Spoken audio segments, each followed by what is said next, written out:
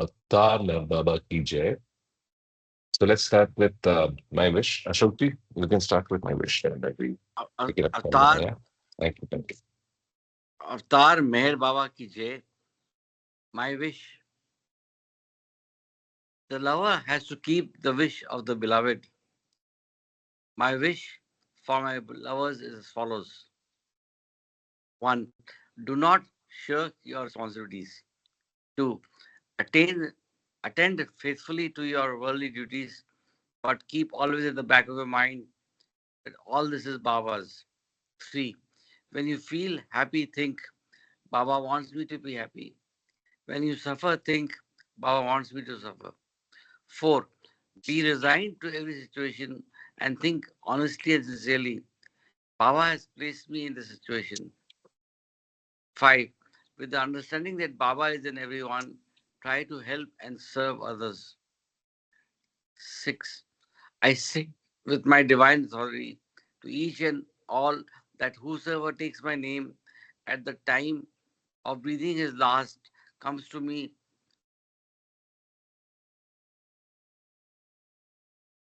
So do not forget to remember me in my so do not forget to remember me in your last moments.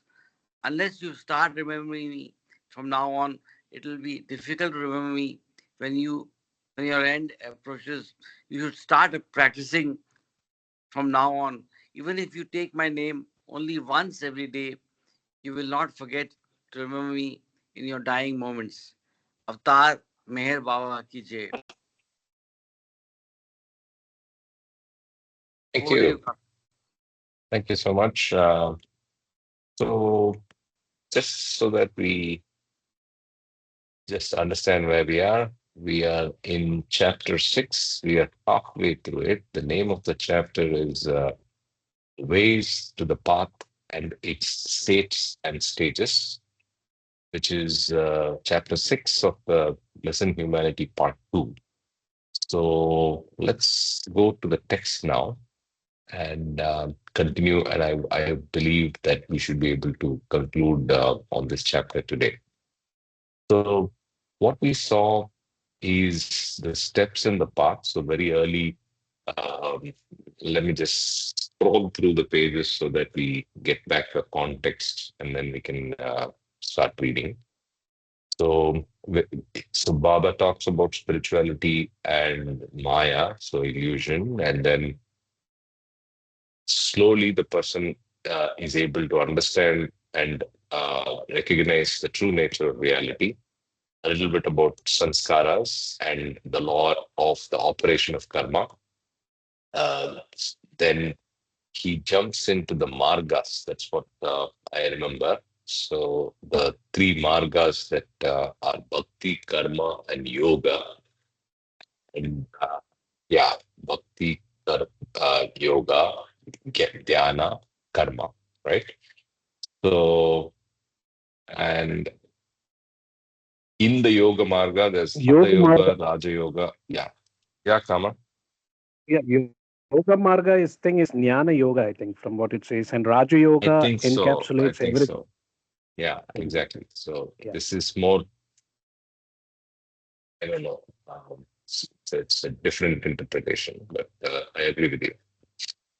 Even last time I was thinking of that. So, yeah. So from there, we looked at, we stopped on page 163 and we continue from that point on. So, um, maybe I will read for the first 10, 15 minutes, then we keep rotating. Yeah. Avtar Meher Baba Ki Jai. And I start. Bhakti or devotion becomes the expression of truth through feeling. The way of knowledge becomes assimilation of that same truth through understanding. And the way of action is seen to be the result of the will being actuated by the same truth.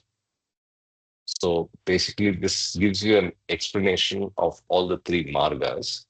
The way of knowledge becomes assimilation of that same truth. So let's start from the beginning. Bhakti or devotion becomes the expression of truth through feeling.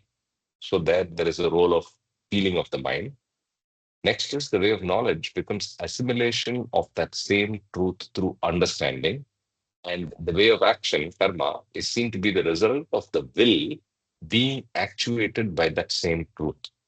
Right. So I think deserving of being marked out because happened now. Sorry.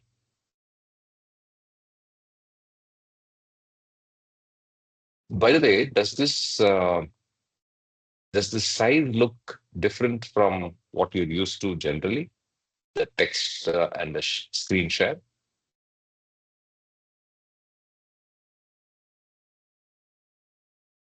It may not be. I think it's okay.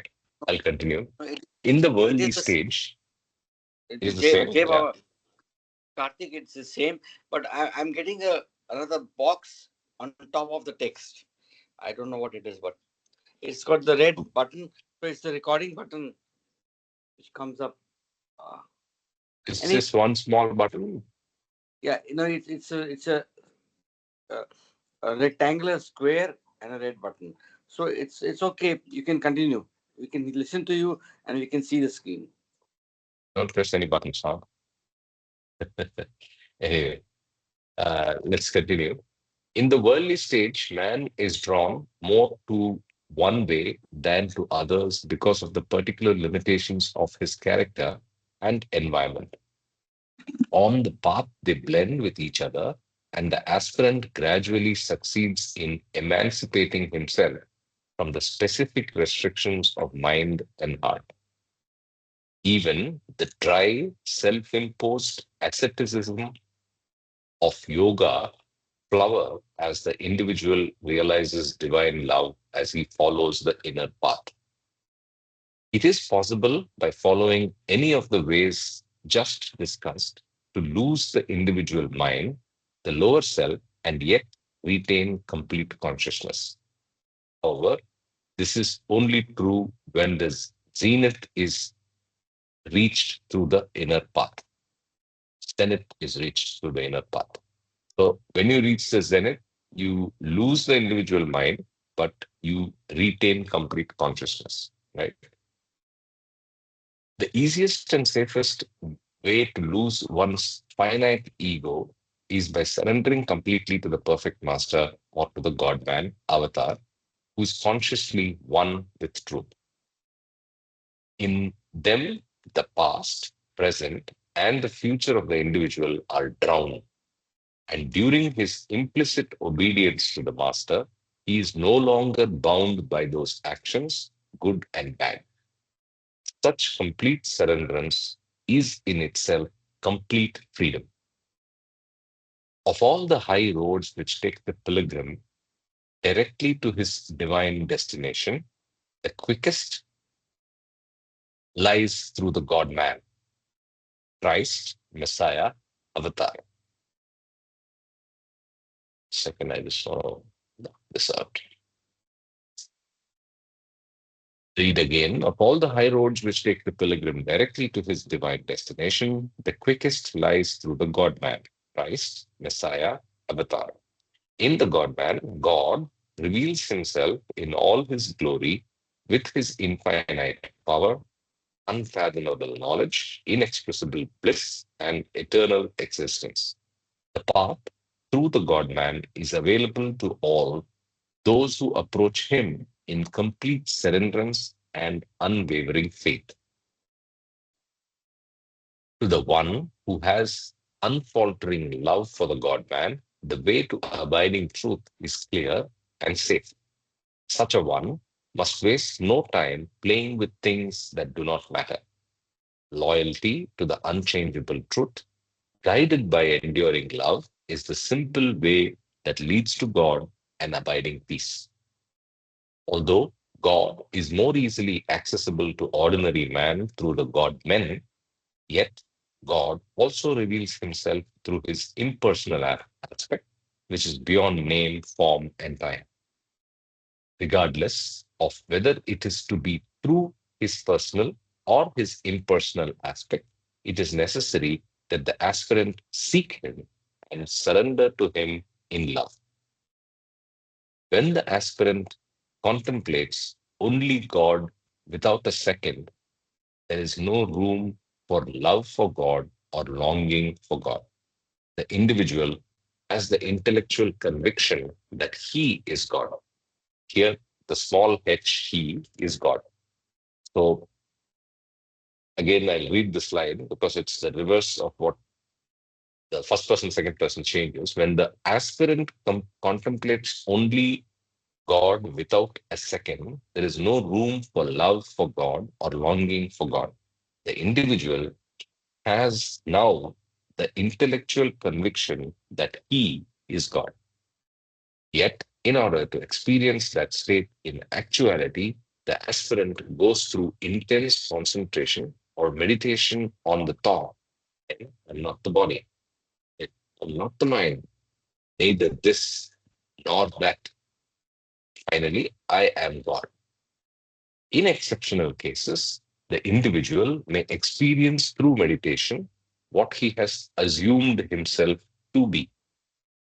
This mode of experiencing God is not only difficult, but dry. Progress is more realistic and enjoyable when there is an ample play of love and devotion to God. This postulates temporary and apparent separateness from God and longing to unite with Him. Such provisional and apparent separateness from God is reflected in the Sufi concepts of the states of Hama as Us, or everything is from God, and Hama Dus, or everything is for the beloved God. So, what are these temporary states, such provisional and apparent states? Everything is from God, and everything is for God. Anybody? Any thoughts?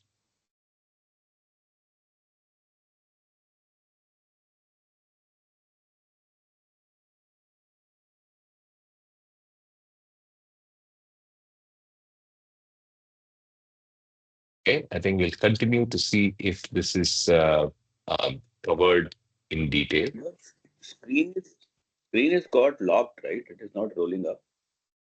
Know that, right? Oh, really? Really? Yeah, yeah. Yeah, yeah, it's not Oh, rolling up. okay. So Let maybe me, you can reshare or something. yeah, that's what I'm gonna do. Yeah. So now do you see a screen where there is Hama as Ust in the middle, all of them Yeah, underlined? Waiting. you can see the screen and it's rolling also. Yeah, Oh, now it then has it's only come. on Yeah, yours. Okay, yeah. fine. Oh, In, I continue. In each of these concepts, the individual perceives that his separateness from God is only temporary and apparent, and he seeks to restore this lost unity with God through intense love, which consumes all duality. The only difference between these two is that whereas the individual who follows the concept of Hamadus rests content with the will of God as the beloved, in the concept of Hama as Us, he longs for nothing but union with God. Okay, he's content with the will of God, in everything is from God, and in Us he longs for nothing but union with God. Okay. In the second one, which is everything is for God, he just is content. He doesn't want to do anything because everything is for God in Hamadus, the second one. The first one, he asks for nothing because everything is from God. And this feeling is only temporary because finally he reaches the union with God. Yeah. In each of these in each of these concepts, the individual perceives that his separateness from God is only temporary and apparent, and he seeks to restore this lost unity with God through intense love, which consumes all duality. The only difference between these two is that whereas the individual who follows the concept of Hamadust rests content with the will of God as the beloved, in the concept of Hama as Ust, he belongs for nothing he longs for nothing but union with God. By the way, I repeated that paragraph unwittingly. Got a question. Is my audio poor? Because I'm in a very large room and I can hear that there's an echo. So if you want, we can rotate the reading a little earlier. I want the audio quality to be good, I obviously. think good enough to go. Okay. A bit You're cracky, okay. but we can understand. Okay. Okay. Sure.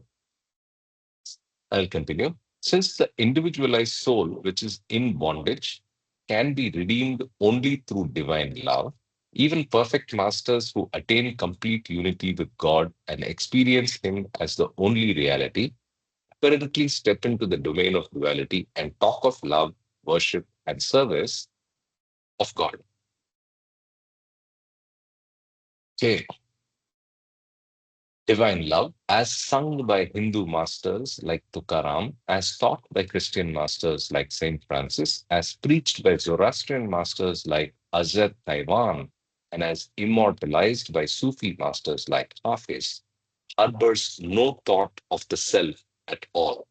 It consumes all frailties which nourish the illusion of duality and ultimately unites the individual with God.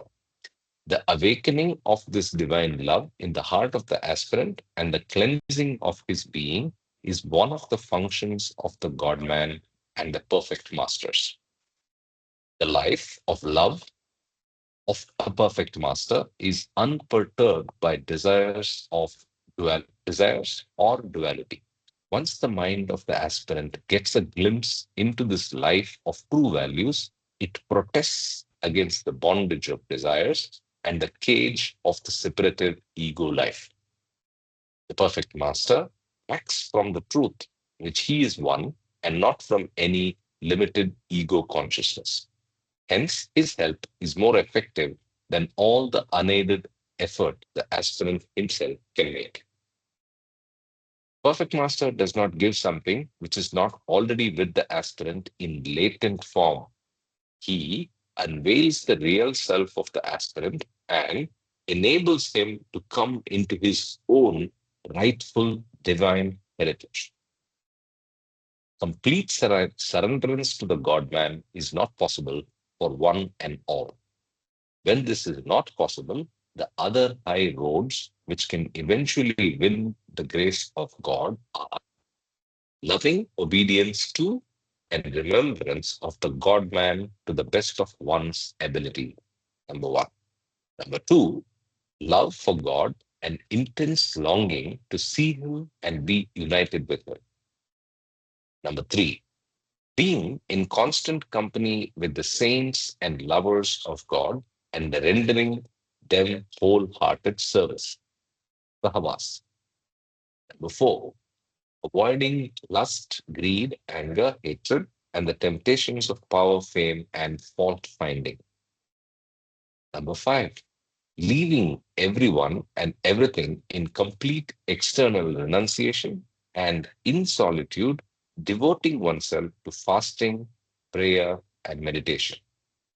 Number six, carrying on all worldly duties with a pure heart and clean mind and with equal acceptance of success or failure while remaining detached in the midst of intense activity and selfless service of humanity without thought of gain or reward.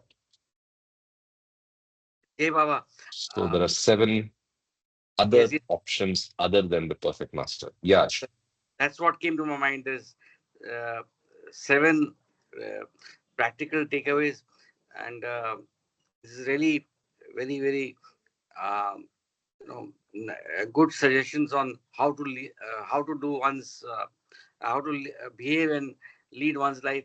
So I'll request you to highlight this. that's one. And my observation is I think one starts from here maybe because I would say at least six, five, four are the ways we start. So I think starting directly with selfless service is very difficult. It's easy to say, it's easy to assume that charity or philanthropy is selfless service, but it is not, right? So otherwise, if you look at it, it gets tougher as it comes to the lesser numbers. So I would say decreasing.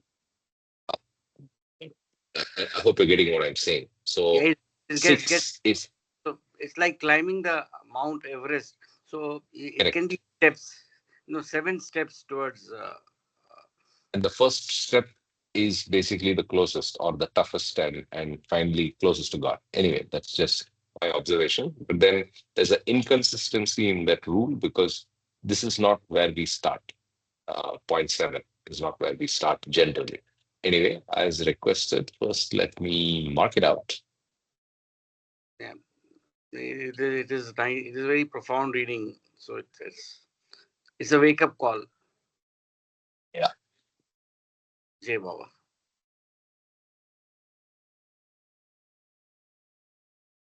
Okay, I continue.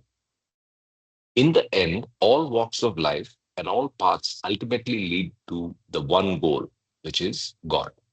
All rivers enter into the ocean regardless of the diverse directions in which they flow, and in spite of the many meanderings they may take. The high roads are important because they take the pilgrim directly to his divine destination, avoiding prolonged wanderings in the wilderness of complicated byways in which the traveler is so often unnecessarily confused. The various states and stages through which the pilgrim passes on his journey to God realization may be broken down into three phases, which the Sufis call tariqat, marifat, and hakikat. In the first, divine knowledge is experienced on the planes of energy as inner intuition, inspiration, and conviction. And there is a footnote. Not to be confused with ordinary intuition, inspiration, and conviction, as inner sight is not to be confused with ordinary sight. So it's a special vision. So, in that light, let's read it again. In the first, divine knowledge, in the first means tarikat. In tarikat, divine knowledge is experienced on the planes of energy as inner intuition, inspiration, and conviction. In Sufic terminology, this glimpse of divine knowledge is known as tajurbat-e-tariqat and represents a transition from ordinary understanding to a condition of inner experiences of smell, sound, and sight. During this first stage of unfolding knowledge, there is a far deeper conviction about spiritual realities than is possible through the usual understanding of the worldly man. However, even this conviction is not unshakable. It bestows only a mild and wavering degree of divine knowledge. The pilgrim has now only started on his spiritual journey and must face many trials. While becoming established in the first stage, many aspirants are unable to cope with the ordeals they encounter as inner sight is opened. Whatever the pilgrim encounters here is for his good. And if he has a master's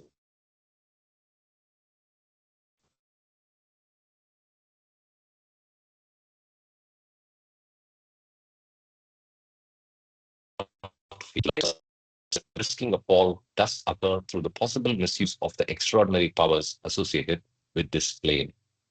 During the first phase, During this first phase, the aspirant is disengaging himself from enmeshment in the material realm of action and ascending to the realm of energy.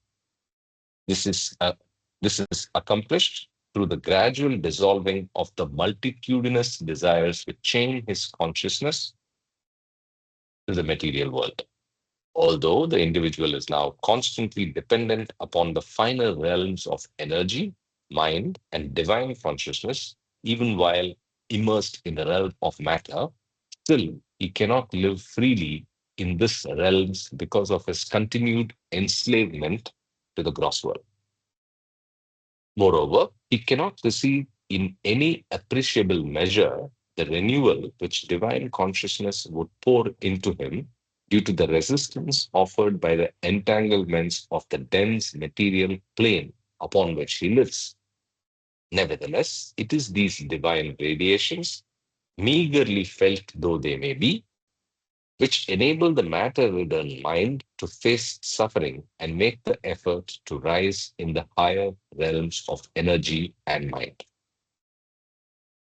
Last, weary of enslavement to the gross world, the individual decides to free himself from the enticements of matter. In this moment of irrevocable decision, the individual cuts himself loose from the bondage of gross desires and ascends to the realm of energy. His will, now reinforced, the individual prepares for a release of vital force far greater than was ever available to him during his bondage to the gross. The activities of the individual are now more powerful, for his actions are unhindered by the low voltage characterizing the energy of the gross realm. Often, the aspirant becomes absorbed in the new powers now available, and he realizes that he can perform miracles and other phenomena. The tendency to wish to perform miracles or to judge spiritual developments by performance of such spectacles may persist for some time. Even spiritually advanced persons find it difficult to outgrow this habit of playing with illusion. It should be clearly understood that attachment to miracles is only a continuation of the habit of playing with illusion. It is not miracles, but inner illumination which will one day bring true freedom. In the realm of energy, the increased capacity of the individual to receive the downpouring of divine radiation gives him a greater sense of spiritual power, a larger measure of knowledge, and a deeper sense of fulfillment, although these are, as yet, intermittent and fragmentary. The individual continues to carry on the physical plane activities of eating, drinking, and other automatic activities of physical life, but he is no longer the tormented slave of unfulfilled desires rooted in the physical function, although a recrudescence of desires in a milder form is still possible. What does that word mean? Recrudescence or recrudescence.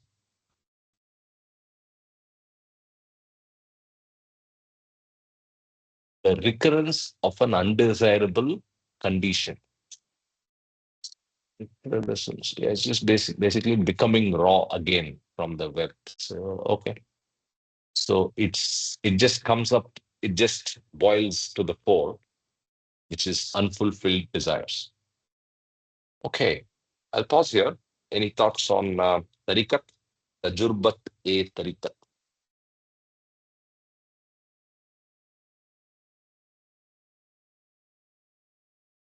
Okay, I'll just finish the tariqat and the second phase, somebody can start reading from there.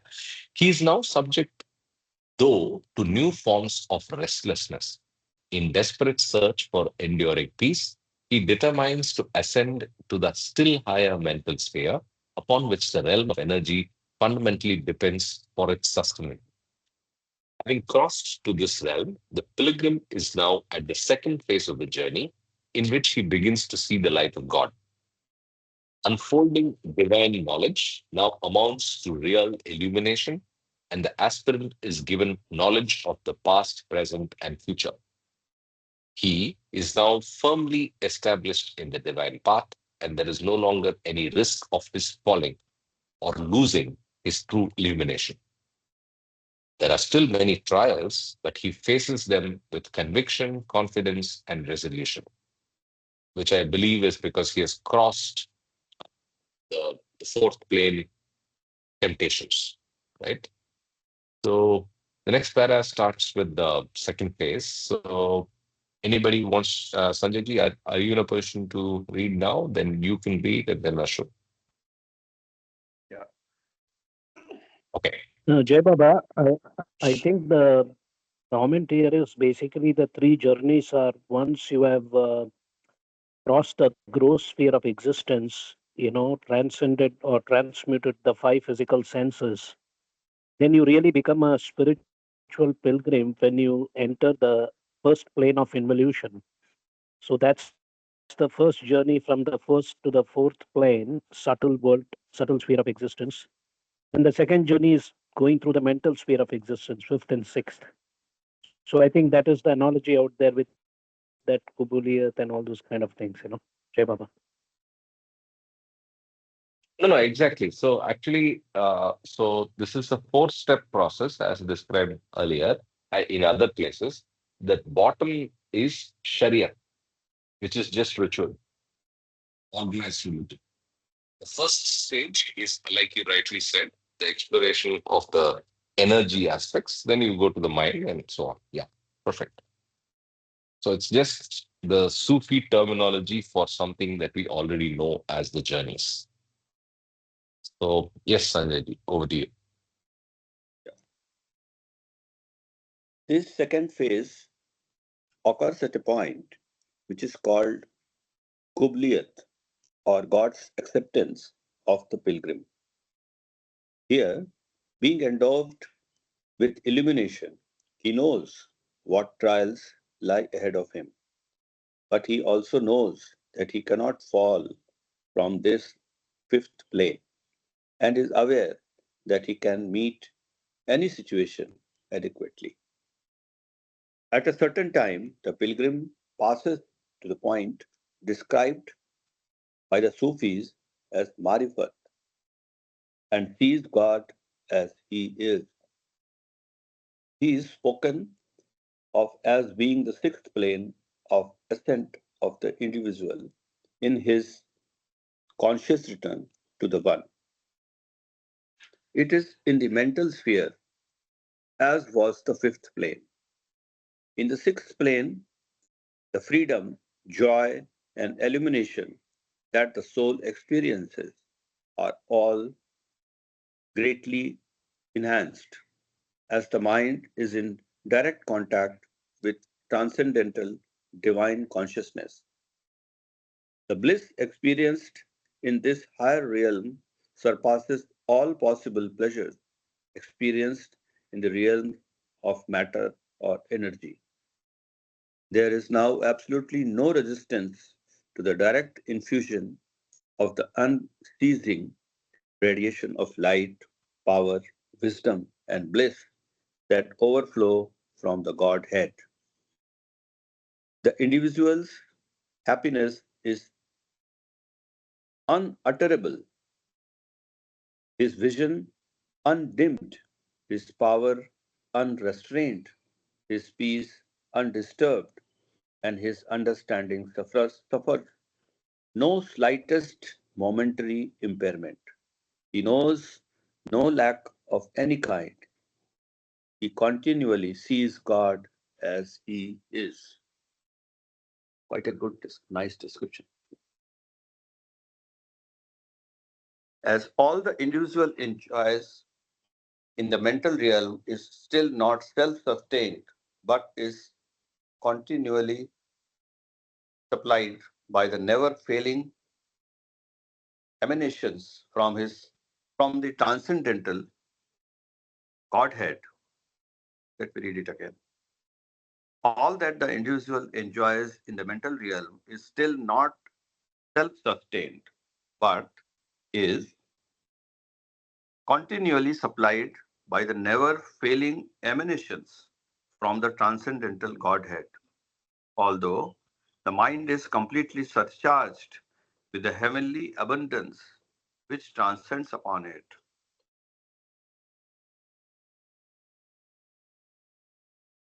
From God, nevertheless, it constantly recognizes its utter dependence upon the renewal which comes to it from above.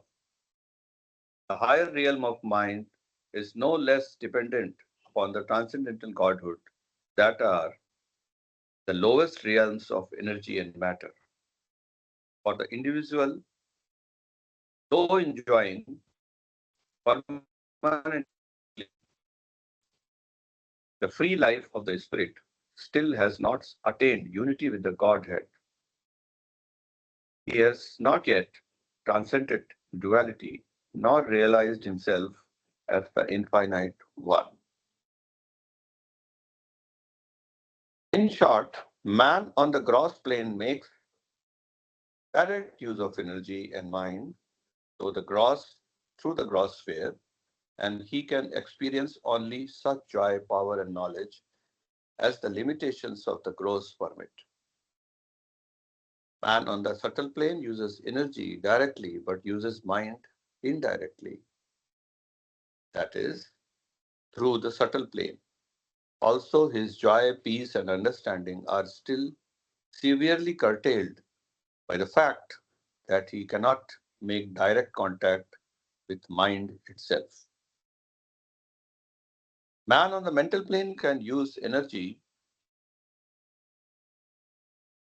as well as mind directly. Thus, he enjoys immeasurable power, knowledge, and bliss. But in as much as there are gifts from the Godhead, he still has a sense of dependence. He experiences the attributes of divinity as reflected in the mental sphere, but they do not originate in him. Even when man is able to make direct use of the mind, he falls short of that ultimate experience of knowing himself as the infinite Godhead. Although the individual experiences uninterrupted self-fulfilling self-fulfillment owing to the absorption in the replenishing divinity, still he must transcend the mind completely as if he chooses to realize himself as the unlimited and eternal truth, power, and bliss of God.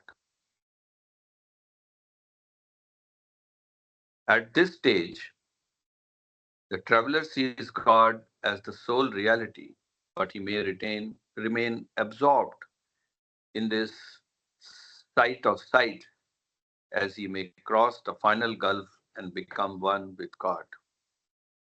In the final and third phase of spiritual journey, called Hakikat, man becomes one with God as the infinite truth. This realization of self is self-sustained. Man's consciousness is now completely one with the illimitable, illimitable truth of the conscious God.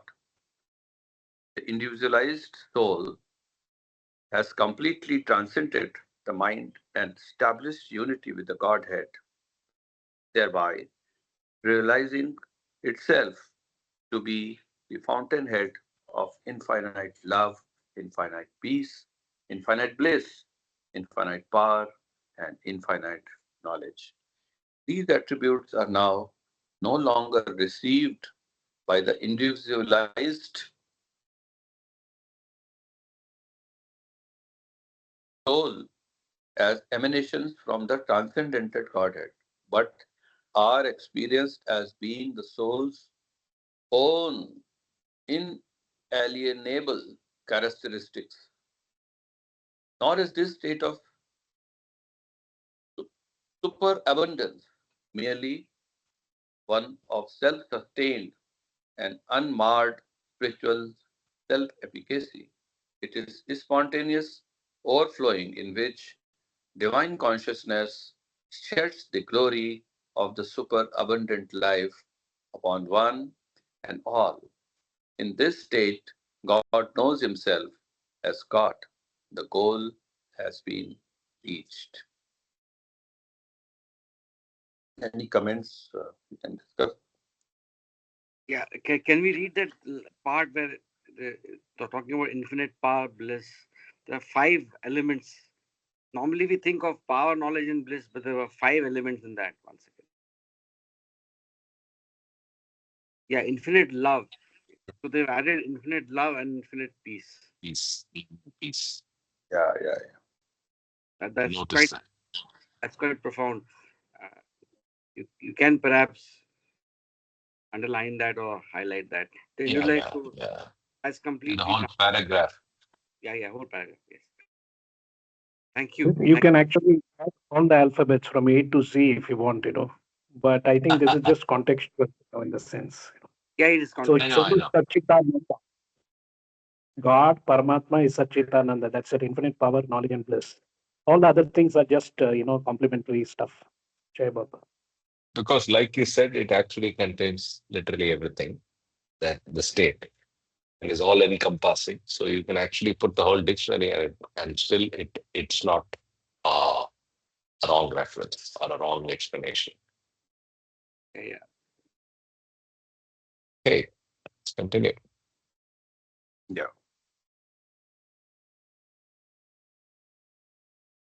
To recapitulate, the realization of God as He is has required the complete surrenderance of the false individuality of the separate I.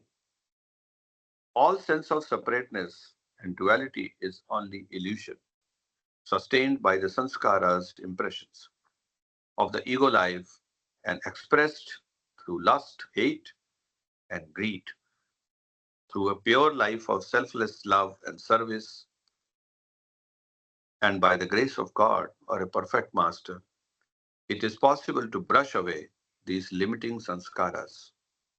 By transcending the illusory veil of separateness, the individualized soul comes to know itself as identical with God, who is the sole reality. God realization, which is achieved at the end of the last phase of the first journey and on the seventh plane of consciousness, in which the mental sphere is completely transcended, is the goal of our life. It is the reason why the entire universe came into existence. God realization is sometimes mistakenly considered to be the selfish aim of the limited individual, which is the reality, while in reality there is no room for any selfishness or limited individuality of in God realization. On the contrary, it is the final aim of the limited and narrow life of the separate ego. God realization not only results in the attainment of the individual of an inviolable unity with all life, but also in his dynamic expression of this final realization of the truth through an spontaneous and undivided life of love, peace, and harmony. The life of God realized is pure blessing to all humanity.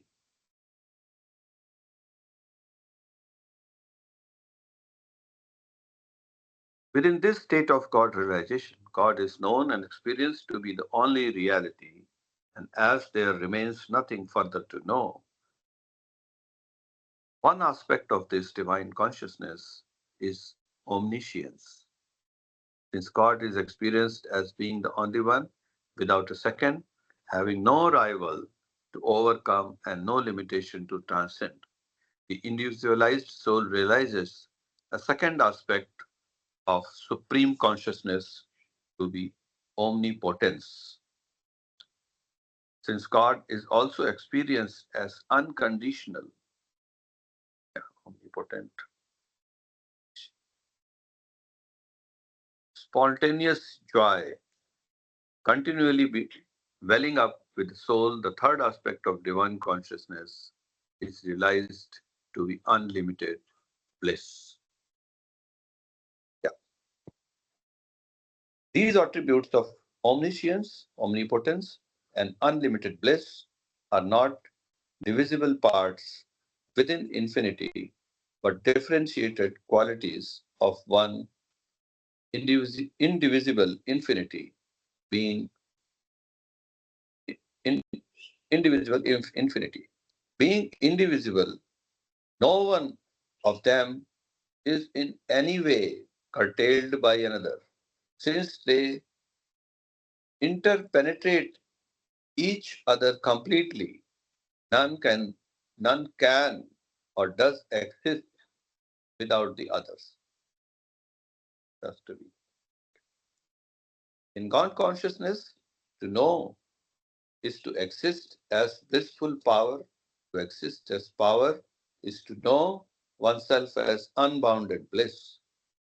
And to experience bliss is to permeate it by divine knowledge, in which knower, known, and knowledge are all one. Any existence in which power is limited, knowledge imperfect, or joy unclouded is a product of false imagination and cannot satisfy the earnest seeker after God. Thus, in the truth consciousness of Hakikat, God knows himself as having infinite attributes, but he has no consciousness of the universe. In a few cases, consciousness of the universe returns to the God realized soul without in any way obscuring the totality of his divine knowledge. This first affirmation of God consciousness in the universe may be said to constitute the first journey of complete divine knowledge, known as Bakayat. Conscious now, yeah, this is the state of Jivan Mukta, a more complete integration into activities in the world of duality is achieved by the perfect master in the state of Kutubiyat described below.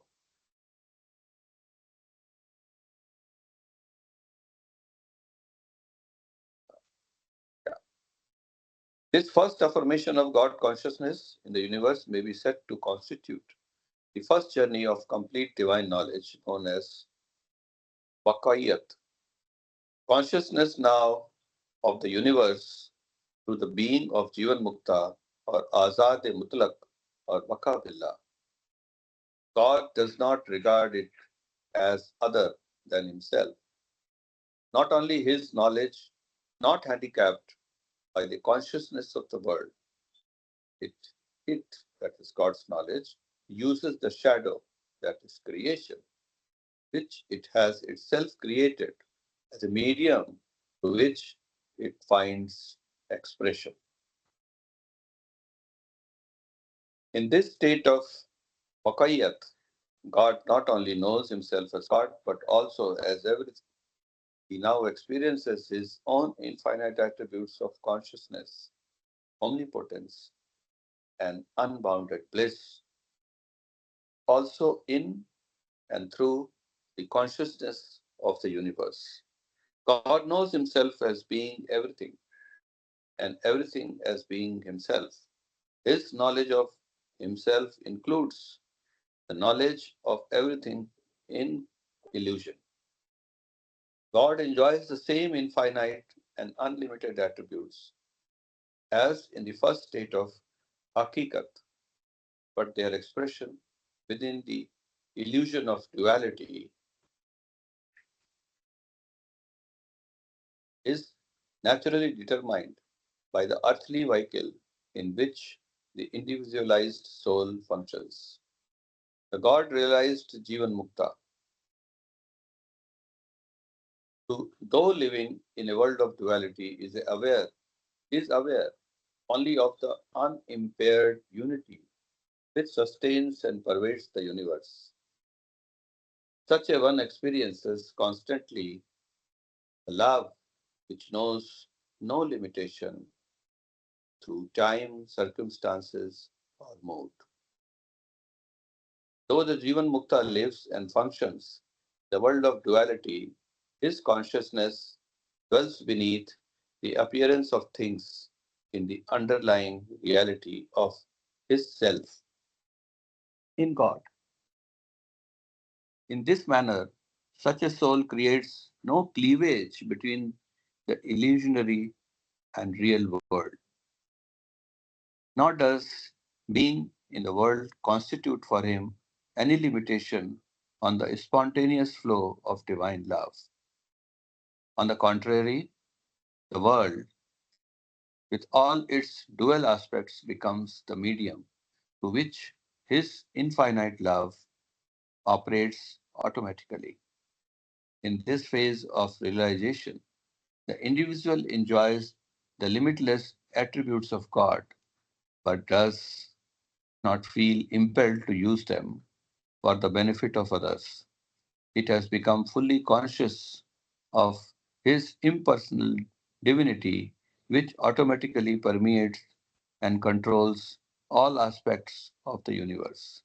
And therefore, he does not feel moved to intervene in the affairs of the world.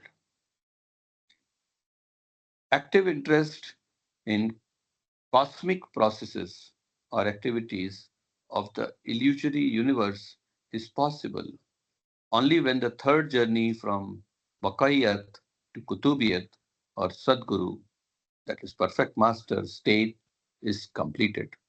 In this state of fullness of divine knowledge, power, and bliss is not only experienced completely, but is also dynamically expressed. Here, the unlimited individuality of the perfect master participates fully in the life of the entire universe. In this state, God not only knows himself as God and lives as God, but walks as God, coordinating the truth he has realized with the processes of the universe. Thus, at the end of this third journey of divine consciousness, God takes active interest in the spiritual yearnings of the other souls and extends his help in their onward ascent. In this state, as the perfect master, he has no longer detached from the happenings of the world.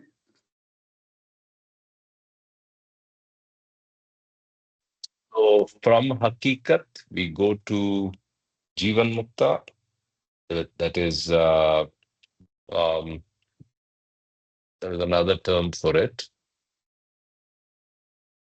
Vakiyat. Bakayat, Vakiyat. Bakayat, Bakayat.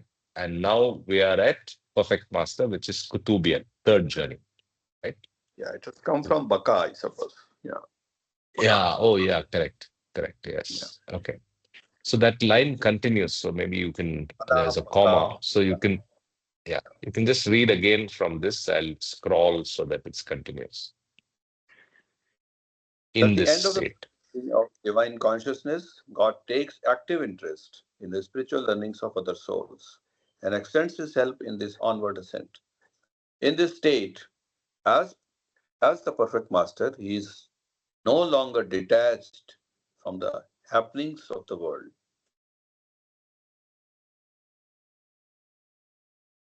And the cosmic processes and events of the world are no longer left solely to the direction of the impersonal divinity.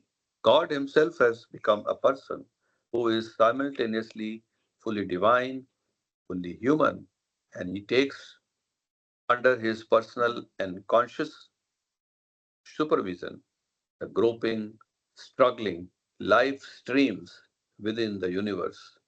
The Kutubiyat or Sadguru state, that is perfect masterhood, is truly a state of personal godhood. Jai Baba. Can somebody read? Just Sure.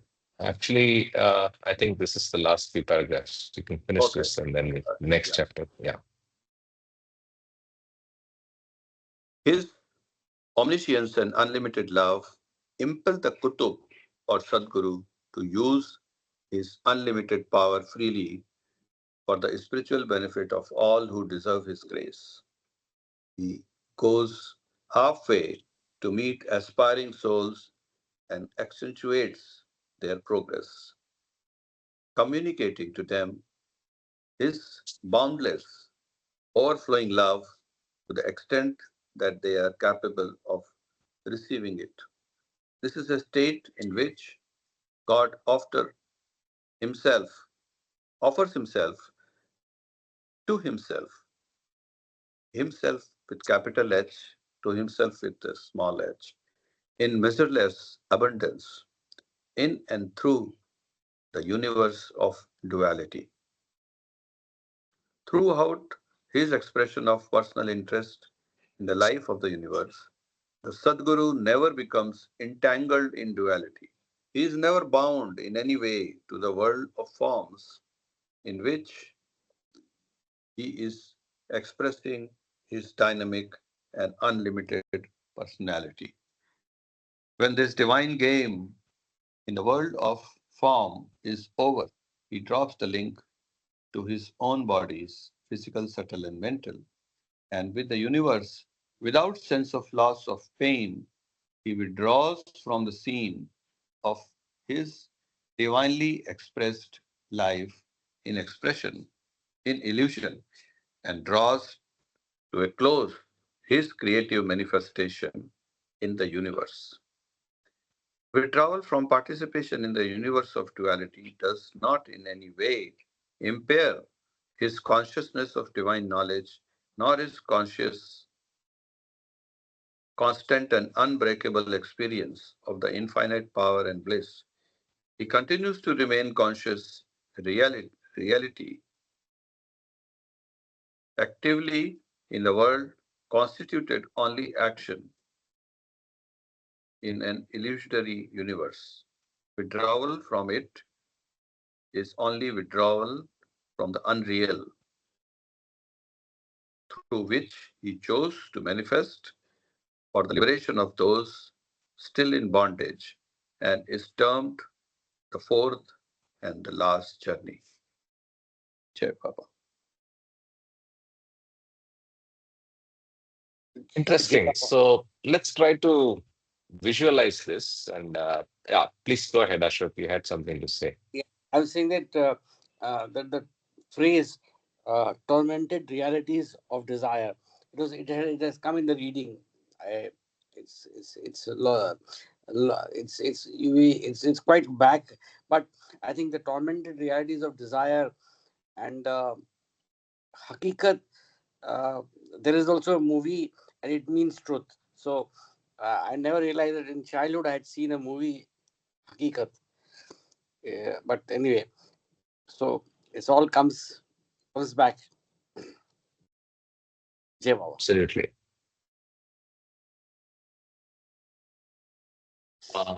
Yeah, so I'm just trying to see what is the way to visualize this, right? I think the easiest way would be,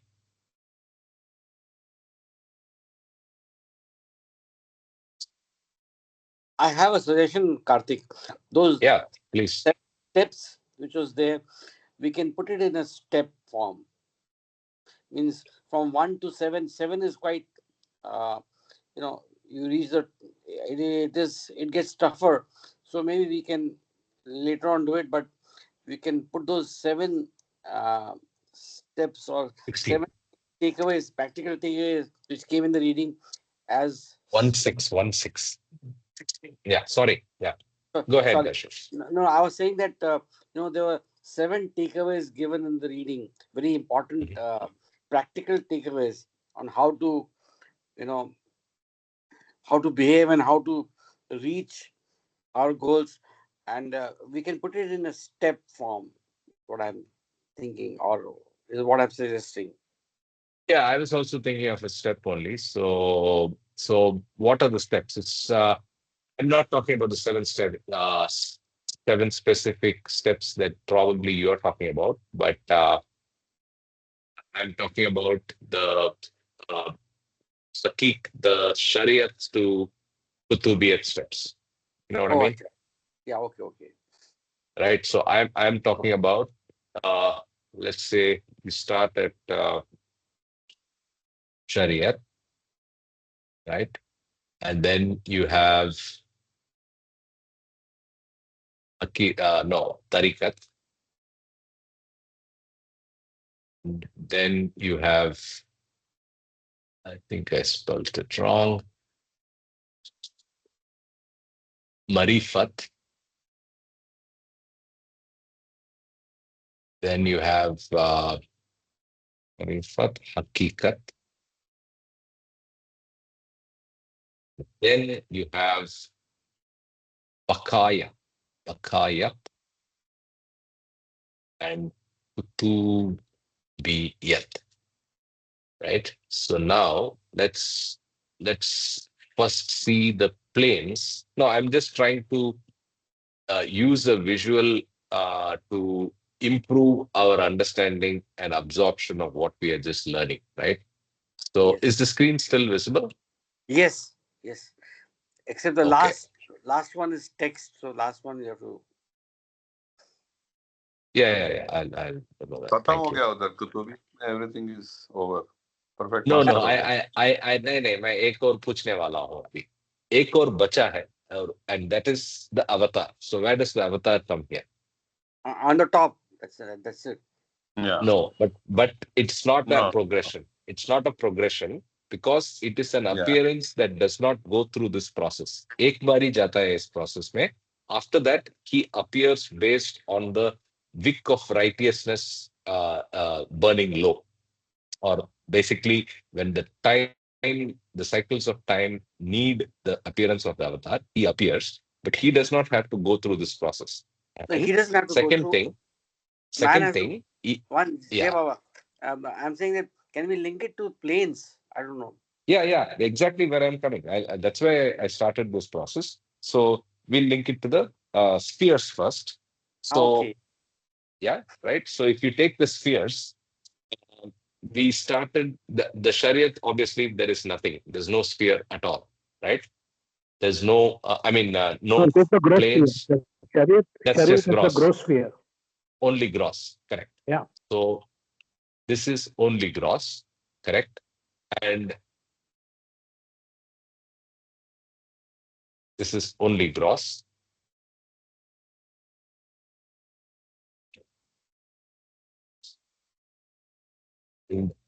Then you have, one second.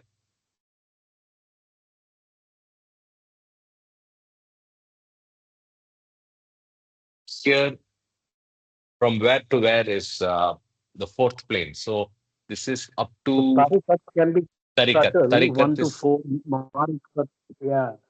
yeah, subtle, Mental, 1 to 4. You're right. And that is only here.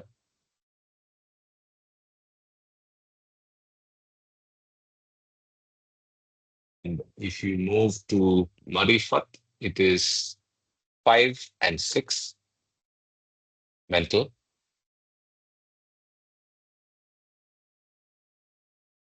This is borderline. No, this is actually 7 and beyond. Hakikat is actually God realization, right? So just crossing 7 what is and the definition of Hakikat? GR. Hakikat is the last stage where he reaches God realization. Let's go back to the text. Hold on. Hakikat means truth.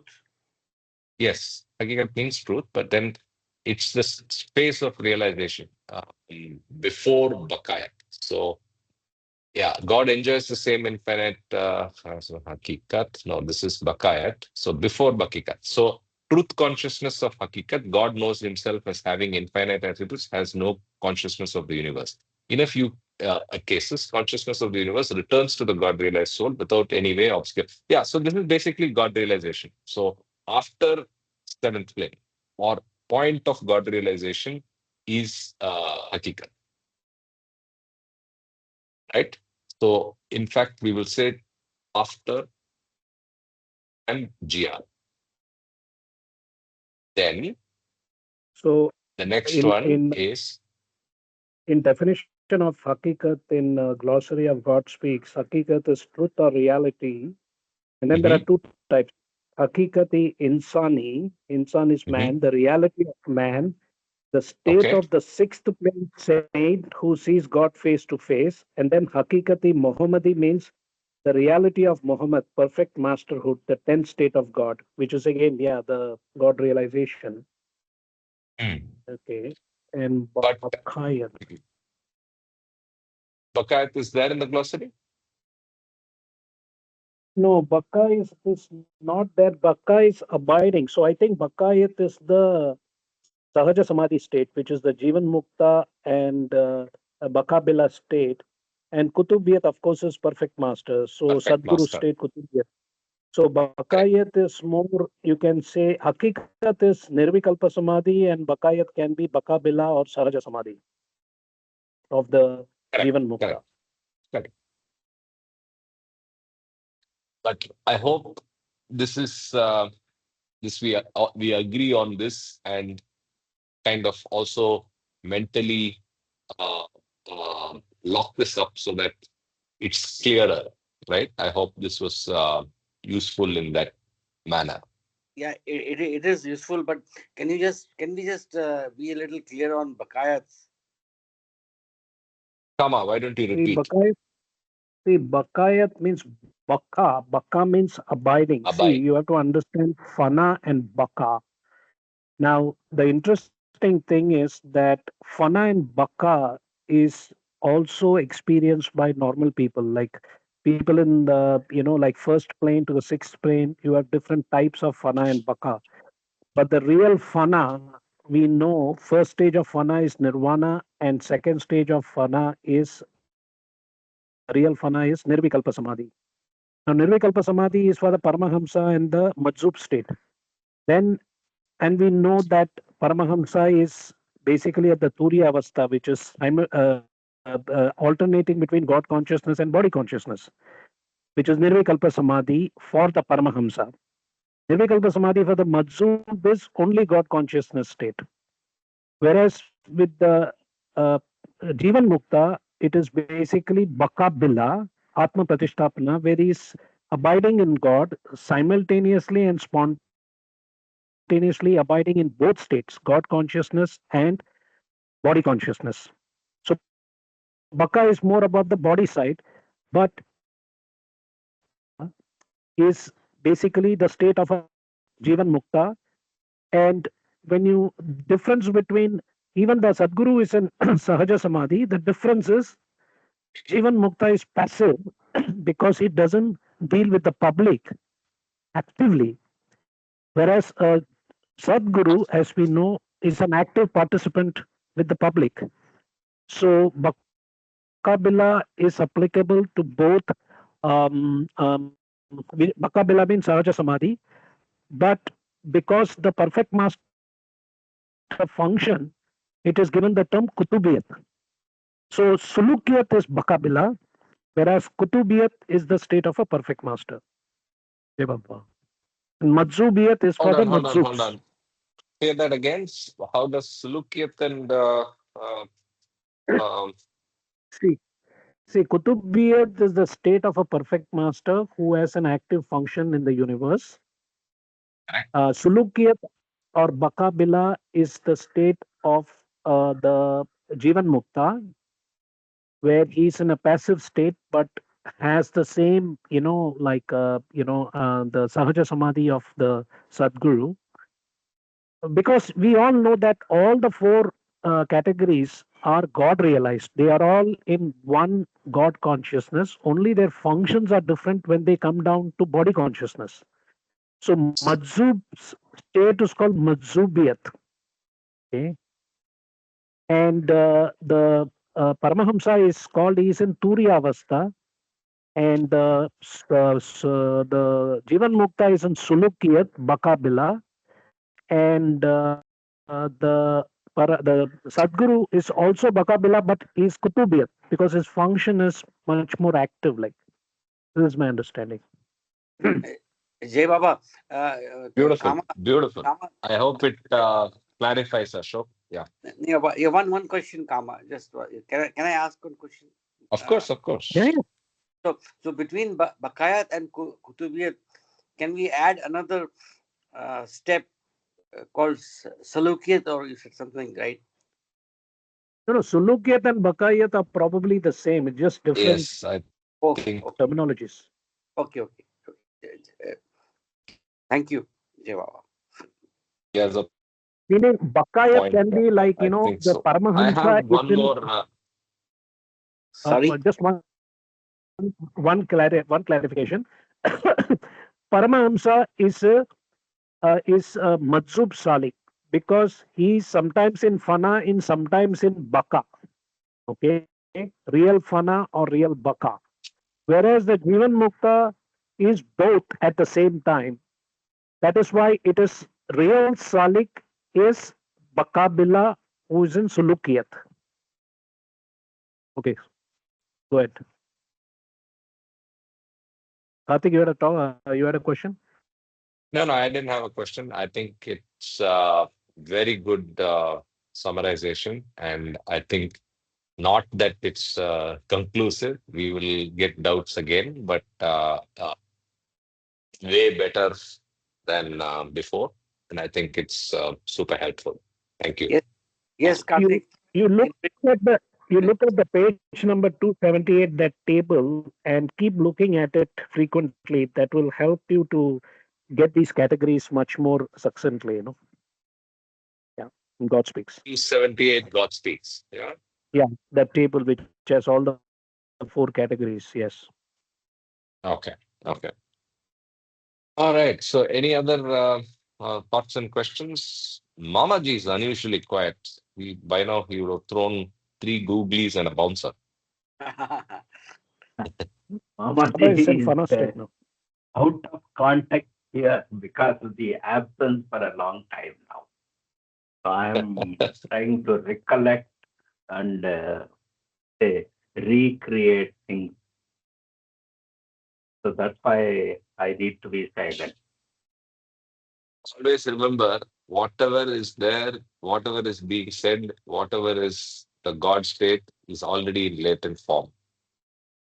Yes, yes. There is nothing, it's just waiting to be uncovered. That's it. Right? Yeah. Anyway, so I think instead of starting the next chapter, I would say that we could stop at this point so that we can take a fresh start and finish it on the next week. How much time? Yeah, I think we're just down to 15 minutes. That's a better way of doing it. Any other points of discussion? But this has been a very nice reading and a good way to start Sunday here. It's a cloudy Karthik, why Hyderabad don't that you I'm in. Yeah. Karthik, why don't you summarize, the readings in New Humanity which we have done now, or Listen Humanity, Yes, I will the different explain that. chapters, how they are Yes. related to our seven themes. Yeah. They're not related. Yeah, to the 14 teams. Correct. So I'll tell you what we have done till now. So we had six different chapters, and I know I probably discussed how we categorize the themes, but it's a good point to go back and look at it closely now. So we are right now reading chapter six. There's a total of uh, nine nine chapters. So let's see where each one of these belong. Right. So let's take the first one, which is uh, the so the first one is, yeah, death and immortality is part one, right?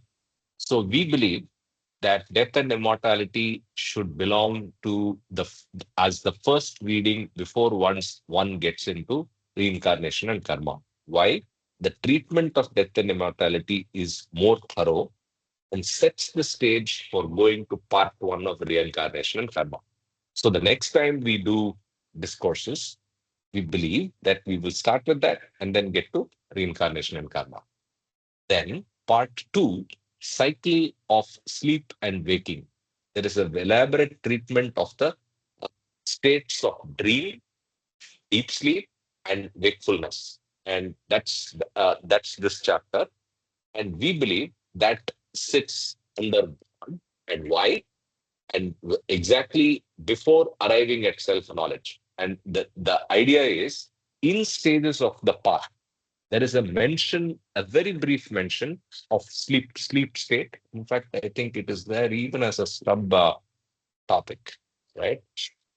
Planes and states, first three fanas. So there is mention. No, I actually looked up the text, right? And in the text, there is mention of sleep. And I think it's a good segue to go fully into the cycle of sleep and waking, and then take up the next one. So that's why we believe that after stages of the path, we should read cycle of sleep and waking. Then uh, three. Now this is more a generic chapter, origins and effects of war. And if we all recollect, there are two chapters which are similar: the New World Culture and Origins and Effects of War. And if you see these two chapters, they are similar to Travails of the New World Order. In, uh, while, the Origins and Effects of War are a prelude to violence and non-violence.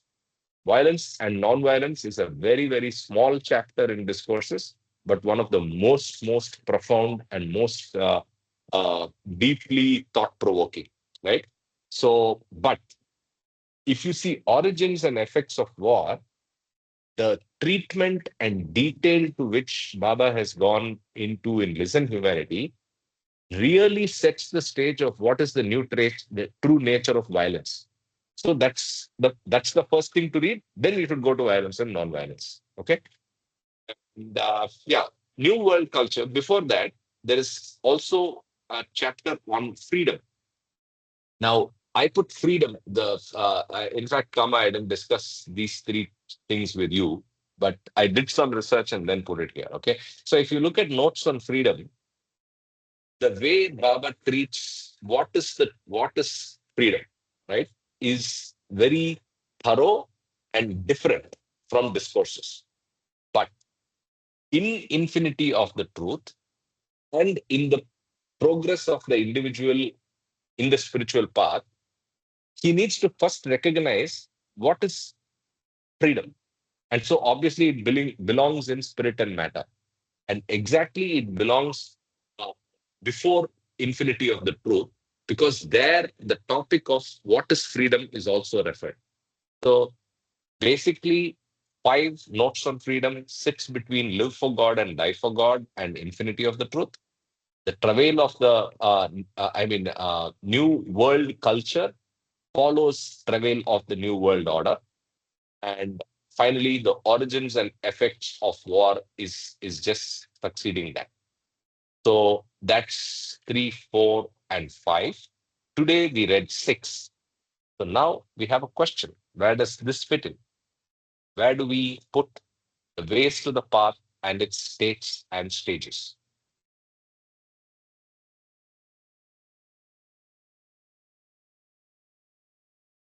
I would say it comes.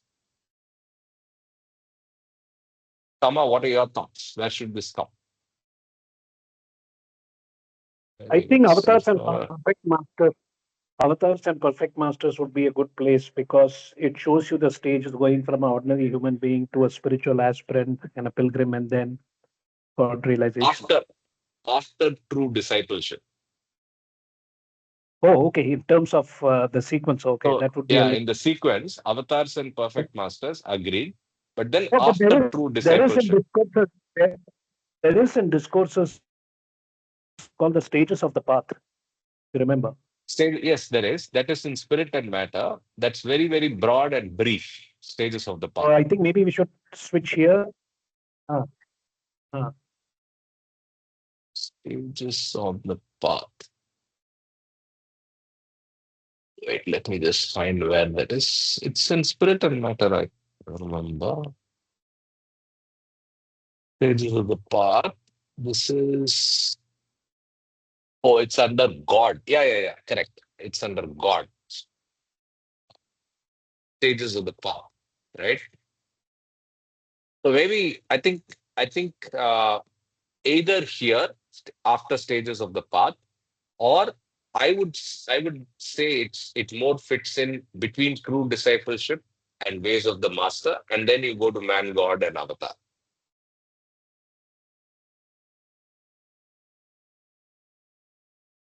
Speaking of which, arguably stages of the path can also move there, Kama.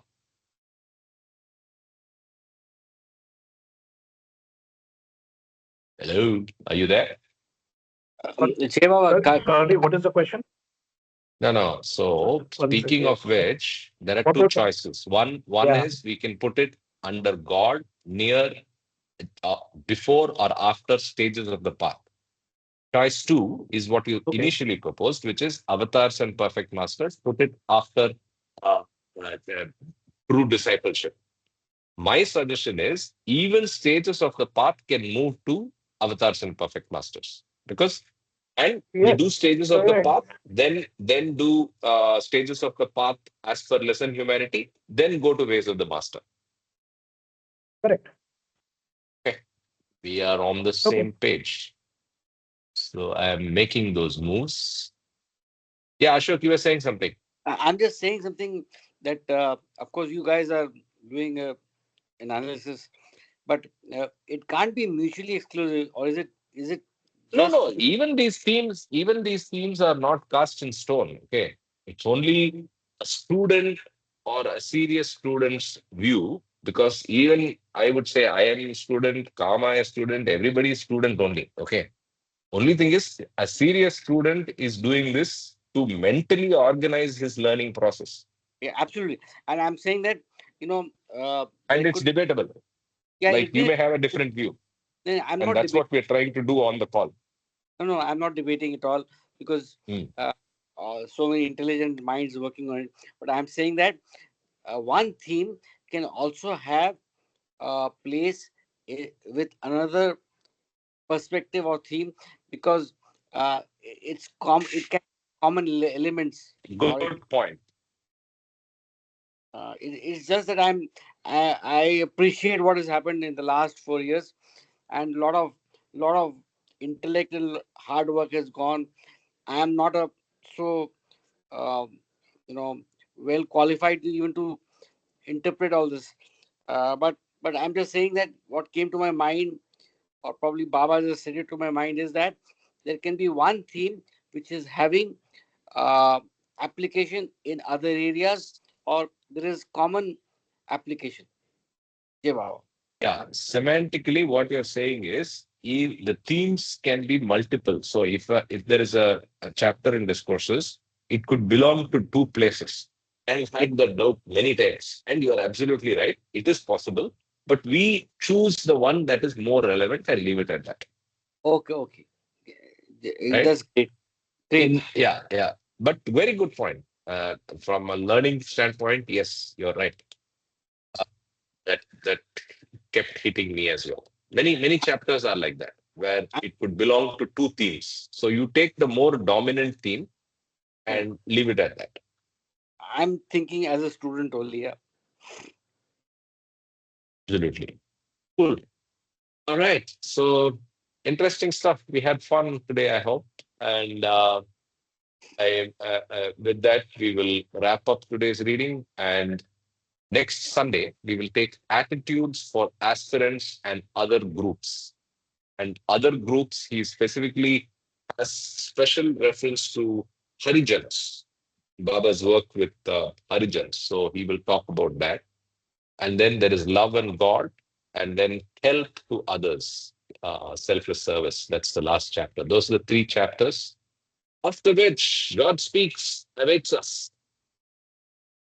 I can't wait to go. All right. All right, Thank you, then. Bart. It was interesting reading. Jai Baba. Absolutely. I'm glad all of you enjoyed as much as I did. Thank you very much. Avatar Meher Baba Ki Jai.